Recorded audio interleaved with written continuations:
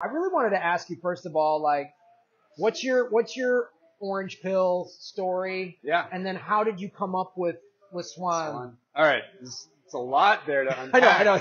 Oh my God. Well, so listen, what I would say is that about 5% of people actually get Bitcoin when they first come across it. And for whatever reason, they're open to it and they have the right background for whatever reason. That doesn't mean a specific thing. They could be like a hardcore engineer or they could be a yogi or whatever it is. But for some reason, they're into it when they see it and they dive straight in. The rest of us normies, the 95% like me, we usually have a few swings and misses. So that was the same case with me, right? So it's in my email from like 2012. Didn't even see it. Didn't pay attention to it. Somebody gave me some Bitcoin at a tech conference in January of 2014. I even downloaded like the blockchain.info wallet. That's what their website was back then. And had like, $50 of Bitcoin or whatever. That's worth a lot more now. Lost the private key, didn't research, didn't even know there was a white paper, didn't do shit about it. God, what else was there?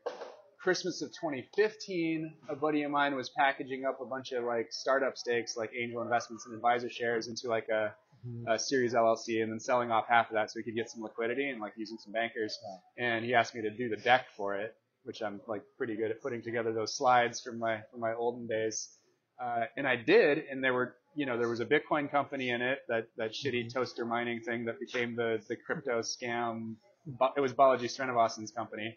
So that was in there. Didn't really help me understand Bitcoin. And then Ripple was in there. Again, doesn't help you understand Bitcoin. But it's like Bitcoin is on the slides and you're reading about it, but it just didn't click. I was busy with other shit. I think I had a 1-year-old and like was busy making my own venture investments and stuff. I want to say this real quick. I think the altcoins and the crypto stuff is part of the confusion. It's the main thing. Yeah, when just Bitcoin is explained to you, at least for me, I was like, Bitcoin, and then all this crypto, Ethereum, all this stuff starts. Yeah. Then you get like, if you just say it's digital gold, right, that lives on a ledger that everyone can see. Oh, yeah, maybe I got a chance at that. Oh, that sounds good. Yeah, but then they immediately give you like mescaline, ketamine, put weed and some malt liquor at the same time, and tell you that's what it's about. It gets really hard to see the original insight. It's like, here's some green tea, awesome, and then they just put heroin and crack in it. Yeah. Oh man. So anyway, I didn't mean to interrupt your. So then it wasn't until spring of 2017 with the huge price run up in Bitcoin and then all the shit coins that I got drawn into the space. My social network and sort of like my professional network was all Silicon Valley startups, and that's kind of what I was doing, was angel investing and advising venture-backed Silicon Valley startups. And it drew me in. The first people I reached out to that seemed to be doing something in the space were actually crypto people. I was lucky enough that one of them, who's managing $1 billion of shitcoins at this point, but at least he said, listen, start by reading this book, Digital Gold, the Nathaniel Popper book, New York Times reporter, which is actually a very good book that was written in 2014. And so I got like a little bit of a grounding that I could come back to later. I still then, all the signal that I had in the VC space that was saying anything about crypto was like tokens, ICOs, Andreessen Horowitz, Union Square Ventures, all these people that I like read their blogs. If they're talking about crypto, they're talking about non-dilutive fundraising for startups by creating a friction token, essentially, what it comes down to. I understand this now. Back then I didn't get it. So I ended up wasting like 11 months of my life, essentially from like May of 2017 till about April of 2018, doing what we call the shitcoin horseshoe, where you start with Bitcoin and you would go down the shitcoin horseshoe and come out the other side. It's like you got to go that down. Yeah, you got to. It's like an alcoholic. Like you got to hit rock bottom. Got to hit rock bottom, baby. And then you come up to this like spiritual awakening of I'm just a Bitcoin maximalist. Yeah.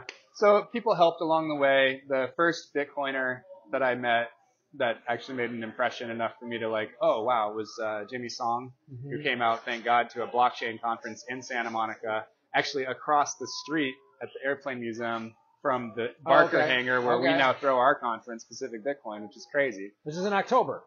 October 5th and 6th. Nice. PacificBitcoin.com. Get your tickets. Super shell. And so I was like, well, that's interesting. He's got a different perspective. Kept on thinking that alts were a thing for another few months, but I also started learning about Bitcoin, and it started to sink in over the winter. So I started watching his show with Tone Vays, and then that kind of led to Andreas Antonopoulos clips, and then I bought the Internet of Money, the compilation of his talks put into a book, stuff like that.